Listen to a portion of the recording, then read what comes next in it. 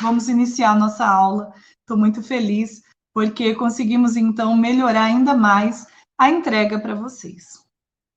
Essa semana também, eu, pessoalmente, entrei em contato com algumas pessoas, fiquei muito feliz que vocês me responderam, falaram um pouco de vocês para mim, e isso é muito fundamental, já para a gente colocar em prática o que estamos aprendendo aqui. E uma das coisas principais que nós estamos aprendendo aqui, né, que Marshall trouxe, através da comunicação não violenta, é exatamente esse senso, né, de bem-estar coletivo, essa colaboração e a compaixão. Então, esses 3 aspectos nós falamos na última aula, como aspectos fundamentais, né? E falamos que a gente precisa, então, não simplesmente ficar falando sobre isso, mas nós precisamos colocar em prática tudo isso.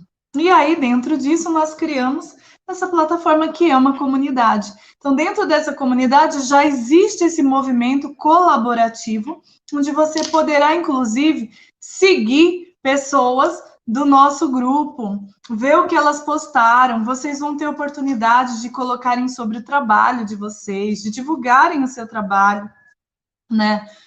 De falarem um pouco mais sobre vocês, de se conhecerem. Então, muitas possibilidades foram abertas para que, na prática, a gente possa viver essa questão da colaboração e essa questão do bem-estar coletivo, ok? O que mais nós vamos pensar aqui? O que foi falado na última aula, só para a gente repassar, é que Marshall saiu procurando, né, o caminho para sair dessa sociedade, desse movimento violento que ele estava vendo ao redor. Então, contextualizando, nós olhando aqui para o nosso panorama mundial, o que nós podemos perceber? Que as pessoas de verdade estão intolerantes, né? Que as pessoas de fato elas estão impacientes, elas estão desorientadas, elas estão perdidas, né? Você percebe o artigo que eu publiquei hoje no site, né, da Matemática das Relações, falando sobre essa questão das pessoas estarem em lugares e ocupando funções totalmente diferenciadas da natureza delas, né? Então, você vê crianças que não querem fazer lição de casa, crianças desobedientes, né? Adolescentes totalmente depressivos, tantas doenças, tantas brigas, discórdias. E por quê, né? Por que esse panorama? Por que as pessoas estão tão violentas? Por que as pessoas estão tão perdidas? Por que tanto sofrimento? E nessa busca, né, ele buscou não só em várias vertentes do conhecimento, como nós falamos na última aula, como ele também buscou em vários tipos de religiões, e ele chegou nesse consenso, onde, extraindo o conhecimento de cada uma dessas facetas do conhecimento, ele encontrou esses 3 aspectos que convergiam, que eram congruentes entre elas. E aí, dentro disso, é que ele sistematizou esse conjunto de habilidades, né, para poder colocar em prática tanto a compaixão como o senso de coletividade e a colaboração, né? E com essa sistematização, nós encontramos o quê? Um conjunto de conhecimentos a serviço de uma vida não violenta, de uma cultura de paz. Na última aula, nós falamos sobre o movimento da ONU, um movimento de grandes nomes, que já vinham trazendo, né, já iniciando todo este movimento a respeito de tudo isso. E aí, ele acreditava o seguinte, e aí nós vamos conversar hoje com um olhar um pouco mais aprofundado para esta frase. Por trás de todo comportamento existe uma necessidade. Vamos, então, puxar aqui esse espaço para a gente conseguir juntos pensar a este respeito. Diante disso, eu vou trazer aqui o João. Este é o João, gente. O João, ele é um pai, ele casou, né? Ele casou com quem? Com a Maria. Tá aqui a Maria. Maria casou, João e Maria. E o que aconteceu com eles? aconteceu o que acontece com a maioria das pessoas. E eu quero chamar vocês para refletir sobre isso. Vocês que já são casados, né? Ou vocês que são divorciados, separados, viúvos, ou seja, vocês já vivenciaram a experiência do casamento. Até vocês que são noivos ou solteiros, pode ser. Me diga, em qual escola, em qual faculdade, em qual família ensinaram para você sobre a ciência dos relacionamentos? Em que lugar orientaram vocês sobre todo esse conhecimento de leis que, aplicados, podem fazer com que você viva um relacionamento incrível? Aliás, falar em relacionamento incrível soa esquisito para você? Uma promessa de algo impossível? O casamento é uma instituição falida? Você sabe, trabalhando com famílias, eu percebo, gente, que o quanto as pessoas continuam seguindo na questão dos relacionamentos, na sua tentativa do erro e do acerto.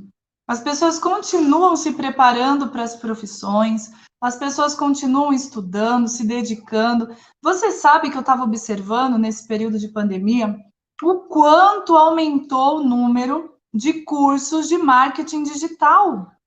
O quanto as pessoas estão envolvidas, como potencializar seu Instagram, como fazer para abrir uma empresa online.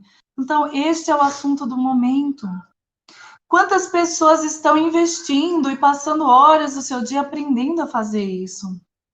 E aí eu digo para vocês, quanto tempo do dia você parou para estudar sobre os seus relacionamentos, sobre o relacionamento que você tem com você mesma, com você mesmo?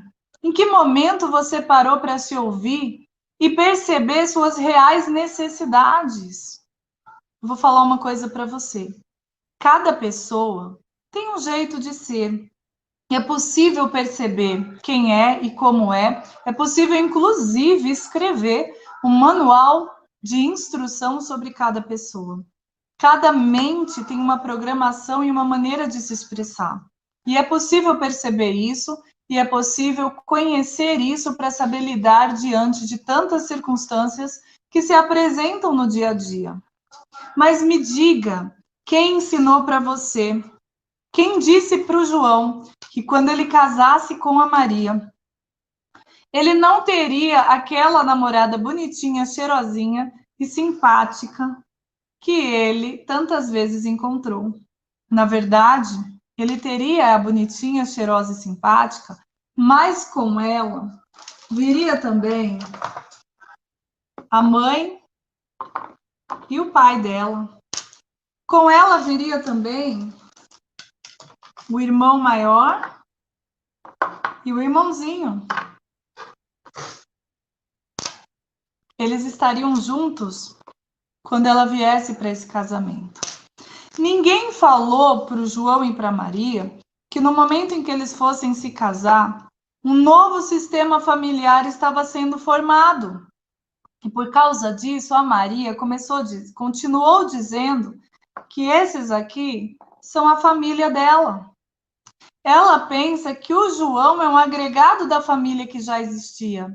E eu falo isso porque ela continua agindo de maneira que ela queria agradar e atender às expectativas deste grupo familiar. Ela continuou buscando a aprovação dos pais dela. E você sabe, o trabalho do João não agradava o pai da Maria. Porque no conceito do pai da Maria, o João tinha que ter muito mais dinheiro. E o João não tinha. E tem mais uma coisa, vou contar para vocês. Quando o João casou com a Maria, ele também trouxe o pai e a mãe dele. E o pai e a mãe dele já vêm de uma outra estrutura. Essa estrutura familiar até que aparentemente é organizada. Nessa estrutura familiar, a mãe do João é vítima da Lei Maria da Penha. Quer dizer que o pai do João, ele ele agride a mãe dele de forma psicológica, de forma financeira e de forma física. Ela apanha do pai dele. Todas as vezes que o pai dele bebe. O pai do João é alcoólatra. E por causa disso, ele gasta todo o dinheiro que ganha. E eles vivem endividados com o nome, inclusive, com restrição, no Serasa, no SPC, né? Nos canais aí de crédito do mundo. Que estrutura tem o João para agora, neste novo lar, ficar com a Maria, considerando também que a Maria não veio para a vida. Ela está preocupada com aquela família. Então, ela quer agradar. Então, ela convida para almoçar. A mãe dela vai lá, fala, mas esse João é folgado. Não deixa ele fazer isso com você, não, filha. Ele deixa toda a bagunça para você arrumar. O João tem como referência esse pai alcoólatra e violento. Você percebe que este relacionamento vai ter muito sofrimento? Você percebe que este relacionamento vai ter, dentro de toda essa confusão, né? Eles, se não se separarem, eles vão sofrer. E vão sofrer bastante, né? Há uma necessidade. E qual é a necessidade do João dentro disso que eu estou mostrando para você? Vocês estão vendo que a Maria nem olha para ele? Olha aqui, ó, para onde a Maria está olhando. Vocês conseguem ver? Aqui está a Maria. Ela olha para trás. Aí você vai me dizer, não, Vanessa, mas isso não acontece. Não acontece, não? A pessoa que casa, mas fica sentindo culpa, como se tivesse abandonado seus pais. Você percebe a pessoa que vem, mas ela está sempre preocupada em resolver. Ah, não, porque a minha mãe é doente, eu preciso cuidar dela. Ah, não, porque o meu pai, sei lá, ele não sabe resolver as contas no banco, eu preciso cuidar para ele. Ah, não, porque meus pais, eles são idosos e eu preciso ficar de olho, porque eles podem precisar de mim. Ah, porque o meu irmão não consegue emprego, está sempre endividado, eu preciso ajudar ele. Sabe? Então, ela está envolvida com as questões relacionadas a essa família de origem. E por que a Maria está fazendo isso? Ela também tem uma necessidade. E qual necessidade ela tem? Ela tem necessidade de aprovação. A gente chama isso também de ganho secundário. Para ter a aprovação, ela acaba prejudicando o próprio casamento e nem percebe. Ela ainda fica com raiva do João, porque o João não percebe o quanto ela é dedicada à família. Mas eu pergunto, quem é a família da Maria? Quem é a família da Maria? A família da Maria é o João. E ela continua dizendo que a família dela é este grupo de origem. Então, o João até quer ir para a vida, mas ele se sente sozinho. E aí, por que eu estou falando tudo isso para vocês? Eu tenho histórias, gente. Eu vou trazer duas histórias incríveis.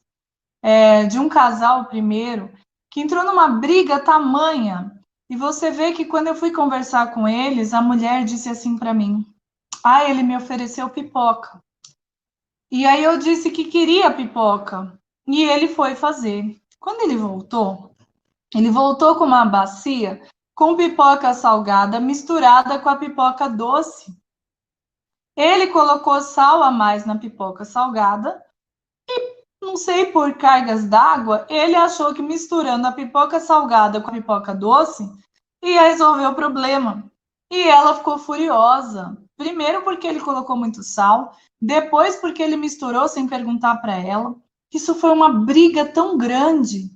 Ela se sentiu ofendida. Parece uma bobagem, mas existia por trás da ofensa já uma carga que ela vinha carregando de outras situações que corroboravam para o pensamento dela de que este homem não a considerava e tomava decisões sem perguntar para ela, até a decisão de misturar pipoca salgada com doce, dizendo que era para ela sem saber o que ela pensava sobre isso.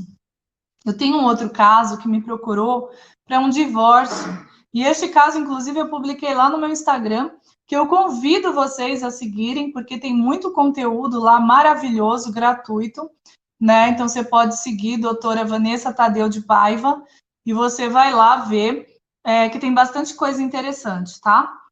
E eu publiquei esse caso, que foi um caso que este homem me procurou para um divórcio, e ele pediu o seguinte, o grande pedido dele: doutora, existe a possibilidade de eu não comparecer na audiência, porque eu não suporto olhar para a cara dessa mulher.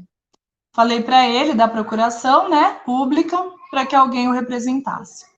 Mas perguntei para ele por que alguém com quem ele teve filho, alguém com quem ele viveu mais de 30 anos, era tão insuportável ao ponto de não poder sequer olhar para a cara dessa pessoa numa audiência. Bom, eu sei que eu consegui convencer ambos a sentarem comigo e a gente fazer o diálogo transformador.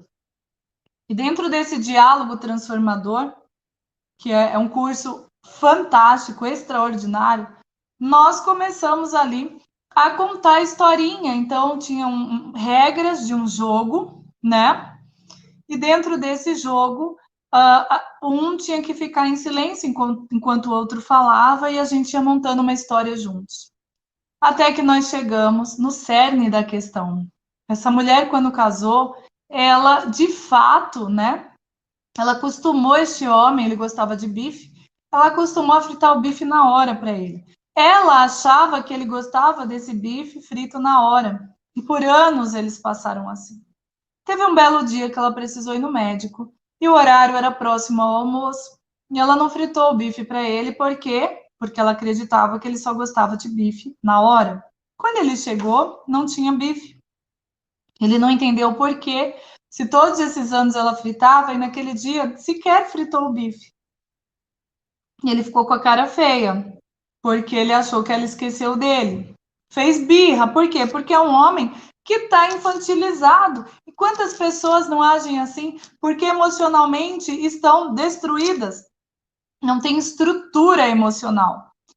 E como ela foi no médico, ela esperava que ele perguntasse como foi no médico, mas quando ela chegou, ele estava com a cara feia. Então ela não falou nada. E ela também se fechou. Dali uma sequência de picuinhas ao ponto de chegarem ao pedido de divórcio e o pedido de que fizesse uma procuração pública para outra pessoa ir na audiência porque não suportava olhar para a cara dela. Causa do divórcio? Um bife. Um bife, Vanessa. Falta de diálogo, falta de comunicação, falta de transparência acerca das suas reais necessidades. O que acontece nesse relacionamento? De vez em quando eles namoram, passeiam, de vez em quando essa sogra vem e se mete, de vez em quando esse pai vem e faz um escândalo, esse irmão vem dormir na casa, e toda uma interferência, né, financeira, vem alguém, me empresta o dinheiro porque eu tô sem trabalhar, aí não paga, me empresta o carro, aí quebra o carro, aí leva multa, e assim toda uma bagunça, porque não sabem lidar com essa situação. Entende? Porque ninguém explicou que quando você casa, esse pessoal é parentela. A família é essa. Porque ninguém explicou que quando você casa, você cria um novo sistema. Portanto, você precisa estabelecer regras da sua casa. Porque ninguém explicou que existe uma ciência por trás dos relacionamentos e que é possível resolver essa situação.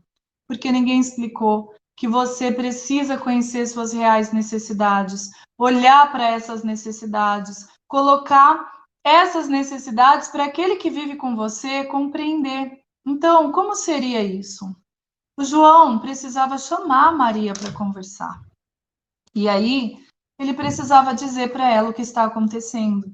Maria, eu casei com você, eu percebo que você está sempre lá na casa dos seus pais, que você está sempre envolvida nas questões do seu irmão, que você está sempre levando seu irmãozinho para tudo quanto é lugar que a gente vai, que a gente não tem tempo como casal, porque você está sempre com seu irmãozinho E aí ele vai enumerar tudo o que está acontecendo para que ele possa chegar nos sentimentos a respeito disso. Então, ele vai estar ao mesmo tempo olhando para ele mesmo e para que ele possa expor a real necessidade dele.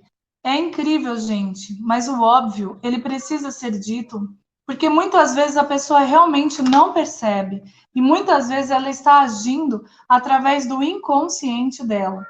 Então, o que acontece quando ele não faz isso? Esse é o mundo ideal. A Maria continua olhando para lá, ele não faz isso. O que acontece? Para chamar a atenção de Maria, ele vai reproduzir o que o pai dele fazia. Ele vai ficar violento. Essa violência é exatamente o que o Marshall falou, que todo ato violento é uma expressão trágica de uma necessidade não atendida. Então, duas frases que eu deixo aqui para vocês. Por trás de todo comportamento existe uma necessidade.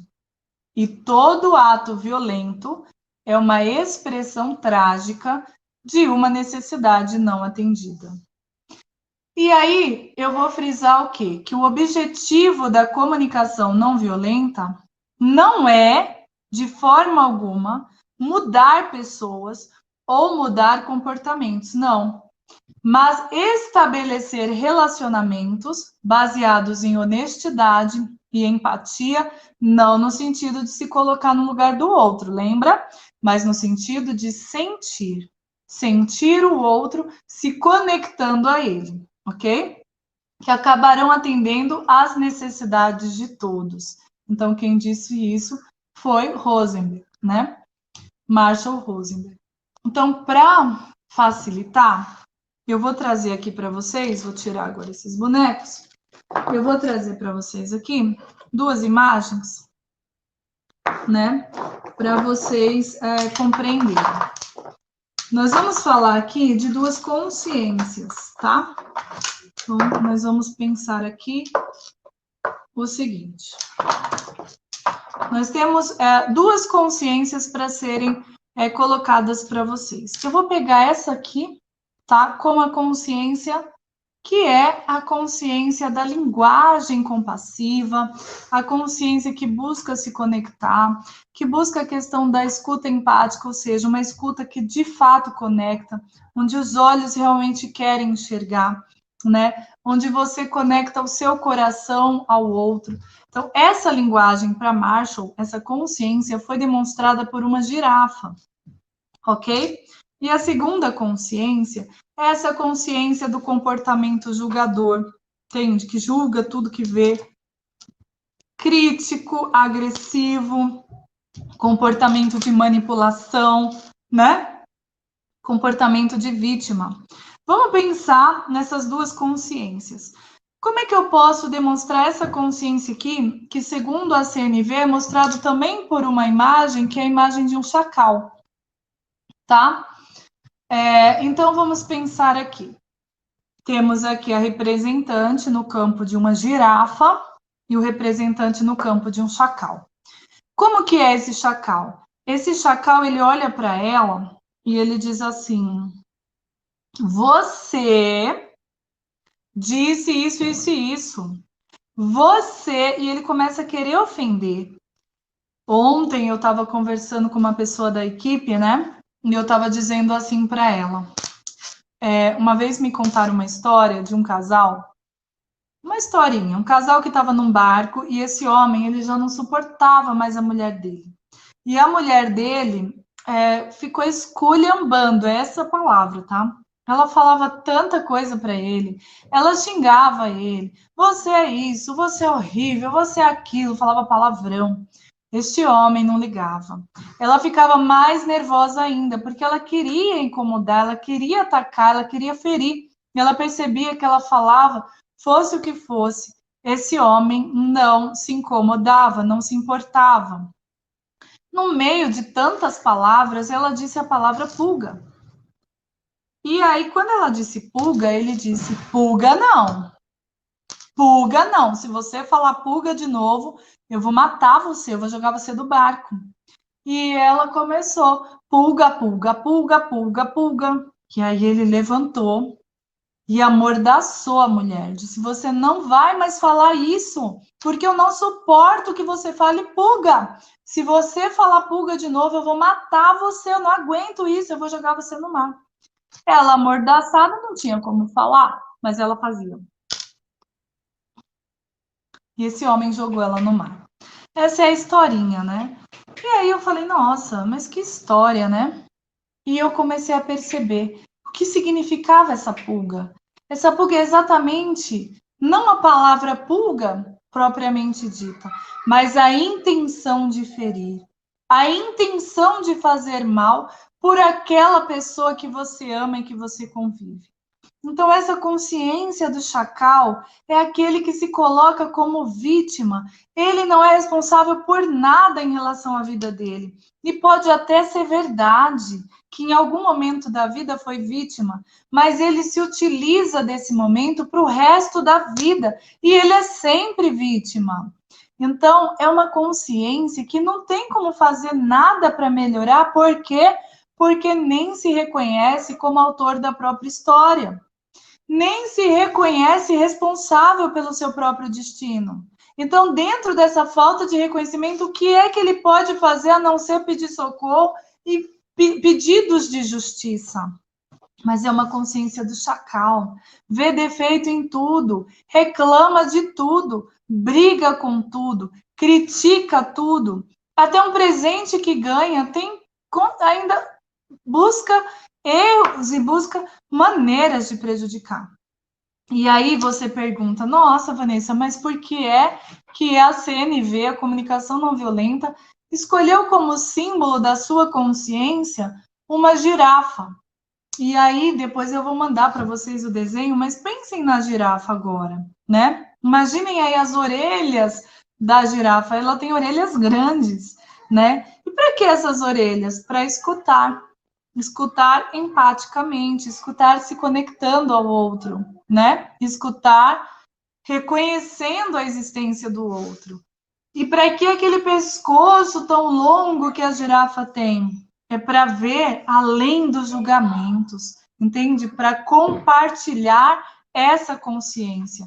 Então, esse é um símbolo incrível da girafa, né? Por que, então, essa conexão, essa força do amor? Porque eu não sei se vocês sabem, mas o coração da girafa, ele é o maior coração dos mamíferos terrestres, né? Então, como a CNV é conhecida como a linguagem do afeto, e o afeto está relacionado ao coração, a essa simbologia do coração, o maior coração dos mamíferos terrestres é a girafa. Então, realmente é um símbolo bem adequado para esse trabalho que está sendo realizado. E o que é o afeto, gente? Se não realmente um carinho, né? Um reconhecimento de que é parte, de que pertence. Veja que a visão sistêmica está totalmente favorável a este movimento, né? E, por fim, os cascos da girafa, eles demonstram sua postura firme, sua autenticidade nos seus sentimentos, né? E aquela história que a Bíblia fala do sim, sim. É aquela história de você, aquilo que você pensa, aquilo que você acredita, está em consonância com o que você diz e com o que você sente, né? Então, a girafa trazendo aí essa imagem, né? E aí, se a gente for, então, olhar para o outro lado, por que, né, que a CNV escolheu o chacal? Porque, e como essa outra consciência, né? Uma linguagem interna ou externa, como eu já falei, um comportamento violento, de ataque ou de defesa. Quando a pessoa está nessa consciência, você vai falar uma coisa para ela, às vezes é uma coisa tão simples, e ela se defende. Você não está atacando. Por que ela está se defendendo, né? Ou fugindo, ou não se responsabilizando, né? Então, o que é esse nome? Esse nome significa purificar, vem de nep, a derivação dele. E purificar no sentido de apodrecimento, né? Então, é muito forte toda essa questão, o contexto dos julgamentos dele. O que eu quero chamar a atenção para vocês hoje é que não adianta você falar para mim, Vanessa, eu me reconheço na girafa porque eu sou uma pessoa maravilhosa, eu sou uma pessoa boa. Eu vou falar uma coisa para você. Você está aqui nesse mundo, essas duas consciências, elas habitam dentro de você. É o bem e o mal, luz e sombras. Você tem as suas dores, os seus traumas, mas você também tem seus recursos, suas potencialidades. As duas consciências habitam dentro de todos nós. Então, existem girafas, existem chacais dentro de cada um aqui que está participando desse curso. E como é que a gente vai fazer, então? A gente vai tomar consciência de que elas existem. A gente vai acolher as duas consciências e, a partir daí, conforme as circunstâncias se apresentarem, a gente vai escolher. Porque nós temos a possibilidade de agir, como também temos a possibilidade de reagir. Quando a gente reage, essa postura reativa do chacal é a postura de quem não tem o controle sobre a própria vida. Alguém vem te dar um empurrão, você vai lá e dá um empurrão nele também. Você xinga a pessoa que te corta lá no trânsito. Você está sempre nas mãos, no domínio das circunstâncias, do meio. Quando você escolhe pela consciência da girafa, então você tem uma postura ativa. É você quem age. Mesmo que alguém te empurre, mesmo que alguém te corte no trânsito, mesmo que alguém pise no seu pé, você não vai reagir pelas emoções. Você vai se colocar numa posição de observador. E dentro dessa posição de observador, você vai poder lidar com a situação e agir. Você vai poder conscientemente fazer as coisas conforme o que de fato você deseja. Você entende? Você é ativo, você é autor da sua realidade. Então, isso vai te trazer uma consciência, um desenvolvimento mental, um desenvolvimento pessoal que fornecerá para você a rota dos seus pensamentos, dos seus valores, das suas posturas e propósitos que você quer viver.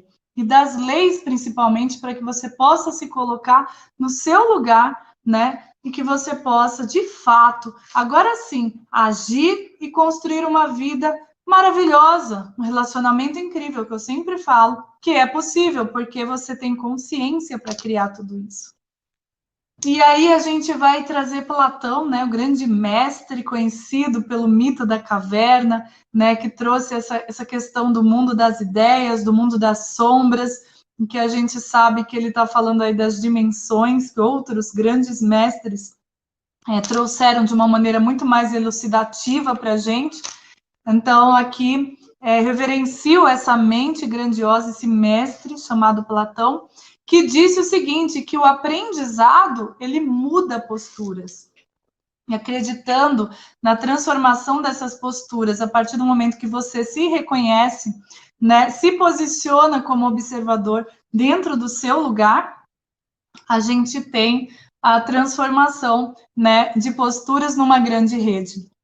Então, colocando em prática o que o Marshall ensinou, nós vamos, então, no movimento colaborativo, né? Então, a partir da gente, do Instituto, multiplicando esse conhecimento para vocês e de cada um de vocês, de cada estado do Brasil, multiplicando esse conhecimento para outros, nossa rede vai tomando uma proporção maior e posturas vão sendo modificadas para que a gente consiga estabelecer, então, essa cultura de paz dentro do nosso planeta.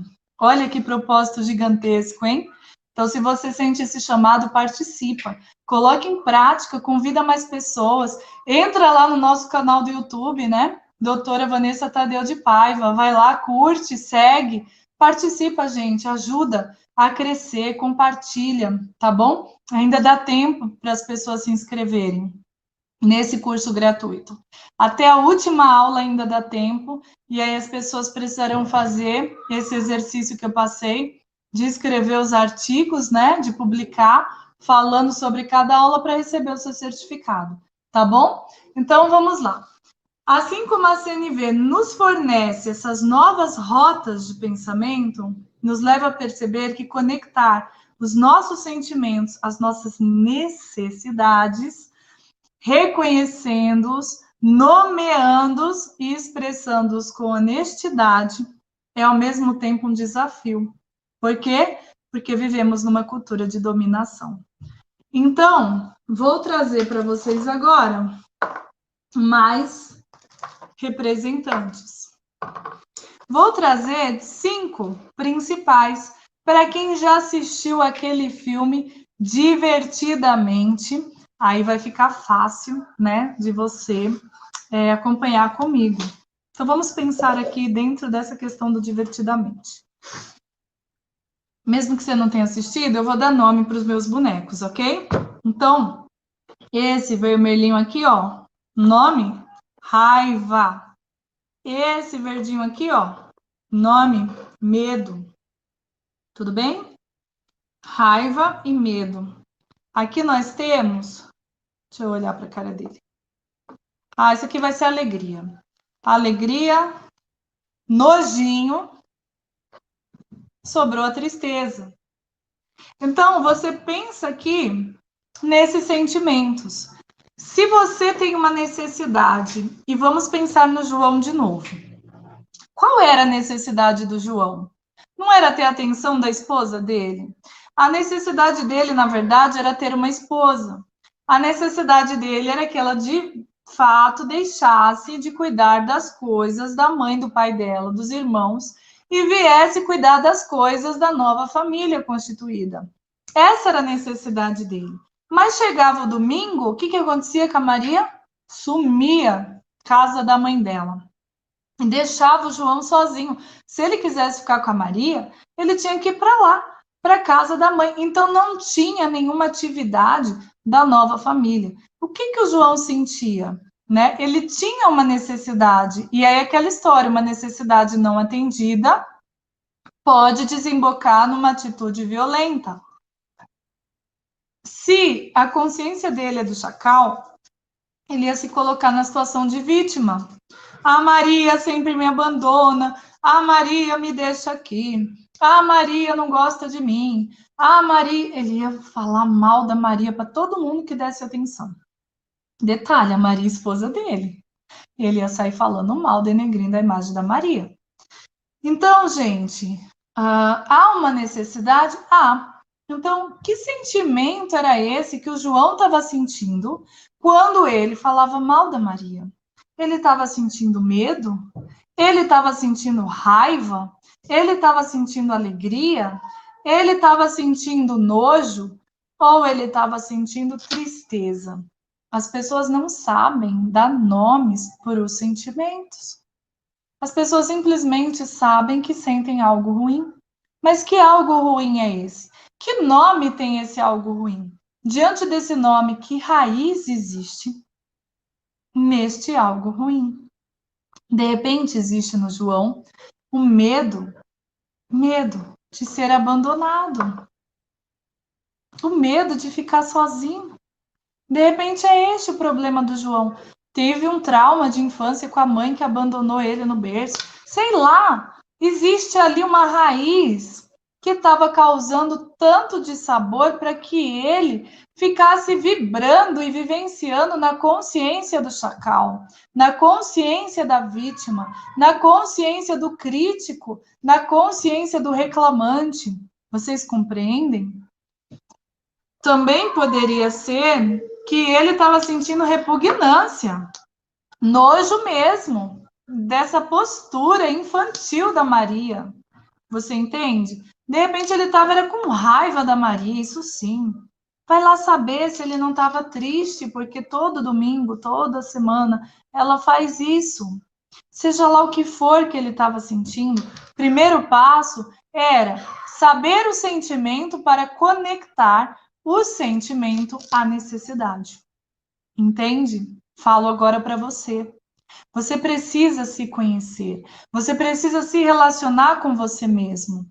Você precisa saber de você mesmo que tipo de sentimentos, como é o sentir de cada sentimento desse, quais são os nomes desses sentimentos, quais são as raízes por trás de tudo isso. Por outro lado, considerando a Maria, às vezes, né, Os sentimentos dela já são consequências da realidade da casa dela, entende? Então, de repente, é um padrão repetitivo de gerações, onde essas mulheres são esposas de homens agressivos. São padrões repetitivos que vão fazer com que sentimentos se apresentem relacionados à necessidade. Primeira parte é esse relacionamento para que você possa conectar uma coisa a outra. Você entende? E aí sim, com honestidade, você vai enfrentar esse desafio, né? E aí você vai viver a libertação, que nos conduz ao que de fato dá propósito à vida, né? Que é a construção de relações, a construção dessa rede poderosa, a construção de relacionamentos incríveis e vivências empáticas, vivências de conexões de rede, sabe? Autênticas, por quê? Porque são conectadas ao coração.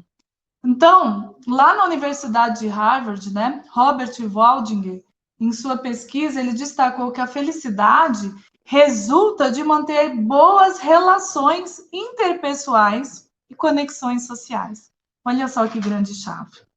Esse estudo que ele fez lá em Harvard diz que isso ajuda a proteger a memória e a saúde como um todo. E ainda ressalta que a qualidade dos relacionamentos é mais importante do que a quantidade. E isso traz resultados para a sua profissão, resultados para a sua potencialidade mental, resultados para a sua espiritualidade. Todo o restante das áreas da sua vida estão relacionados à qualidade dos seus relacionamentos. Também apontou que a proximidade dos seus companheiros nas relações amorosas, familiares, de amizade, em comunidade, traz mais felicidade do que indivíduos solitários, que têm muito mais propensão a desenvolver doenças. Essa pesquisa apontou ainda que quem cultivava relacionamentos conflituosos tem maior tendência a ser infeliz e doente, desenvolver doenças do que pessoas solteiras. Então, veja, se você tem relacionamentos incríveis, você tem tudo na mão para desenvolver todas as áreas da sua vida. Agora, se o seu relacionamento é conflituoso, melhor que você esteja sozinho. Já resumi aqui a pesquisa de Harvard. Você entende?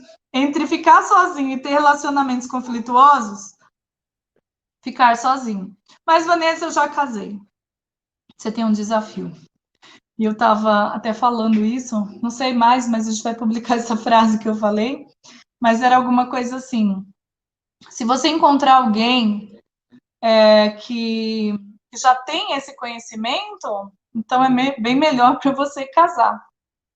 Agora, se não, se você já casou, então agora é construir, você vai ter um desafio, um trabalho muito maior a ser realizado, porque a pessoa veio com a consciência do chacal. A pessoa veio com um monte de problema, com um monte de bagagem, sem saber nem o que é família, nem o conceito de família. Mistura parente com família, vem com uma postura de solteiro para dentro de uma relação de casados, não cumpre os compromissos dentro de casa, né? Não colabora, a cultura é diferente, a educação é diferente, não tem acordo sobre a educação de filhos, né? Sobre a própria relação sexual, como que um gosta, o outro gosta, não tem um diálogo, um acordo, né?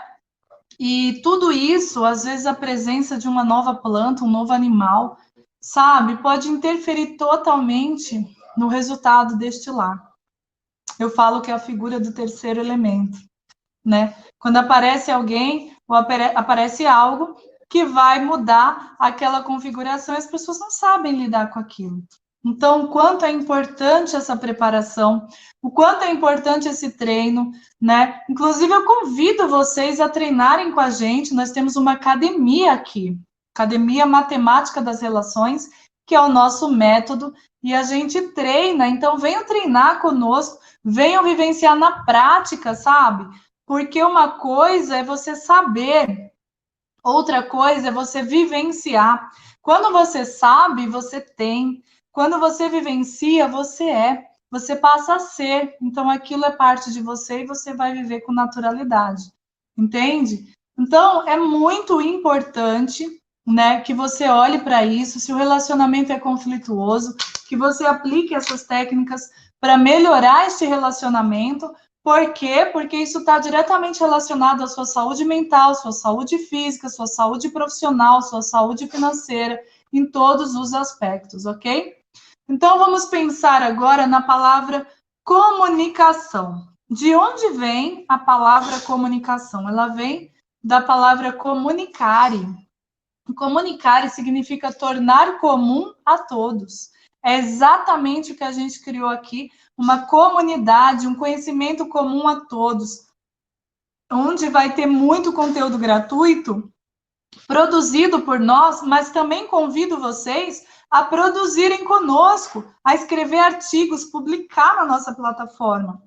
Como eu disse desde o primeiro dia, se apresente, se divulgue, participe, contribui com esta causa, sabe? Traz um pouco de você, do que você estudou, do que você pode levar adiante, publica nas suas redes, gente, se movimentem, porque é importante, é fundamental, é assim que a gente vai conseguir, através da educação e da mudança na nossa própria vida, a gente vai conseguir sim melhorar a nossa sociedade. Então, essa compreensão que eu estou trazendo para vocês é o fator-chave para que a mensagem seja recebida.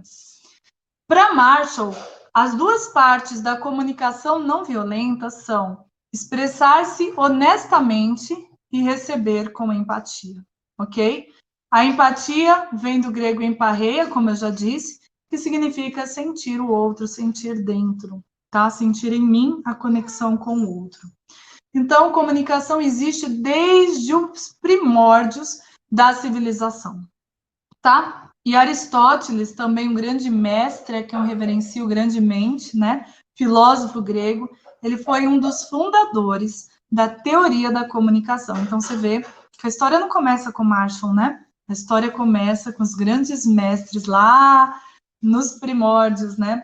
E para ele, a comunicação, para ele quem, Vanessa? Para Aristóteles. A comunicação se caracteriza na presença de 3 fatores que eu vou trazer agora para a gente poder concluir a nossa aula 3. E aí eu falo para vocês que vocês estejam assistindo o material que ficará disponível na plataforma como conteúdo extra, tá bom?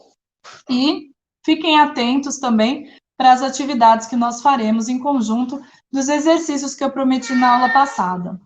Então, vamos pensar, nós temos 3 elementos, o primeiro é o ethos, o segundo é o logos, e o terceiro é o pathos. O ethos, ele representa quem está conversando com você, ou seja, ethos é a outra parte, a credibilidade deste emissor, ou seja, a ética, ok? Logos é o quê? Logos é a persuasão que será usada por meio de dados, por meio de informações, por meio de raciocínios, de lógica, de fatos, de estatística, ok? E quem é pathos?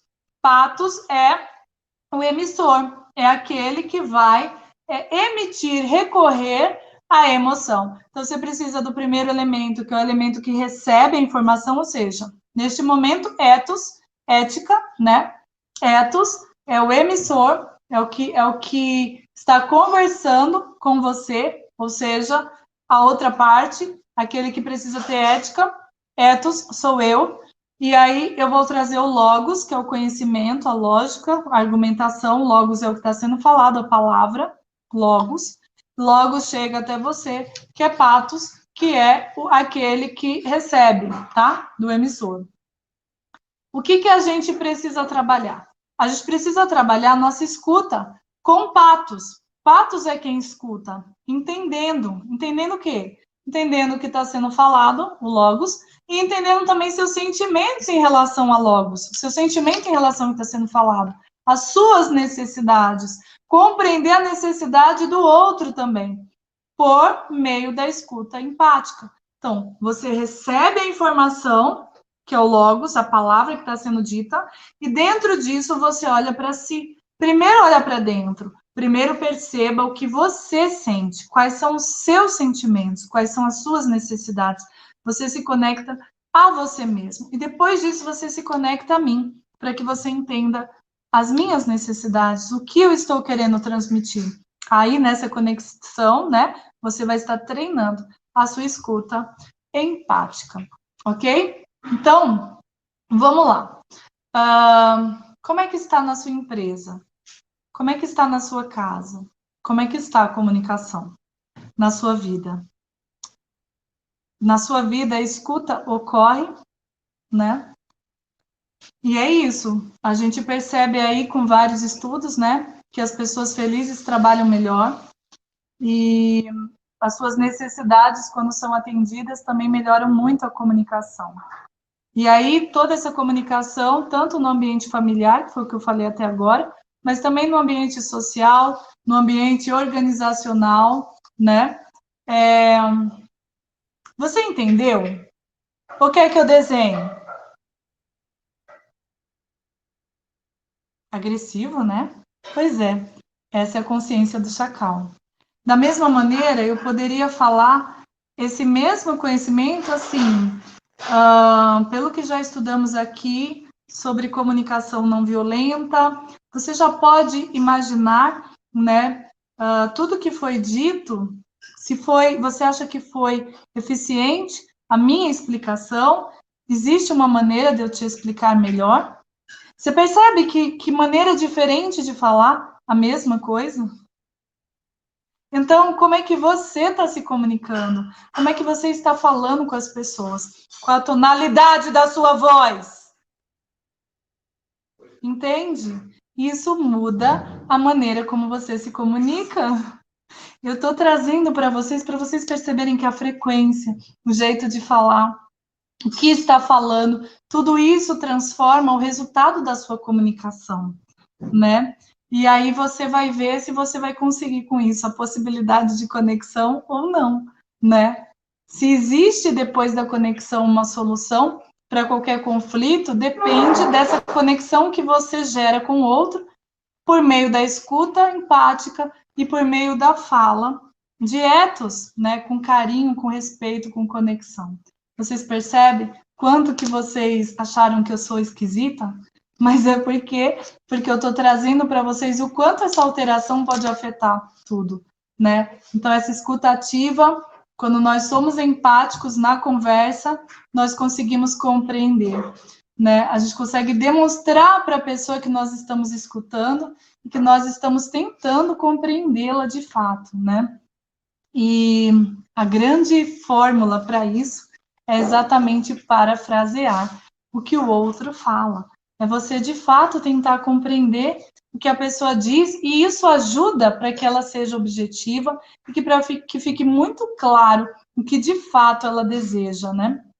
Que não haja nenhuma entrelinhas, não haja nenhum entendimento diferenciado do que, de fato, você quis. Então, quanto a comunicação melhora os relacionamentos, como a comunicação é importante. Gente, venham se comunicar conosco, tá?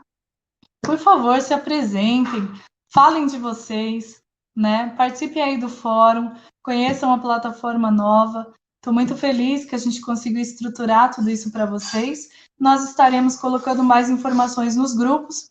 Continuem lá curtindo, né? De novo, chamo vocês para a doutora Vanessa Tadeu de Paiva e que vocês convidem mais pessoas, que isso se espalhe, tá bom? Um grande abraço e até a próxima aula.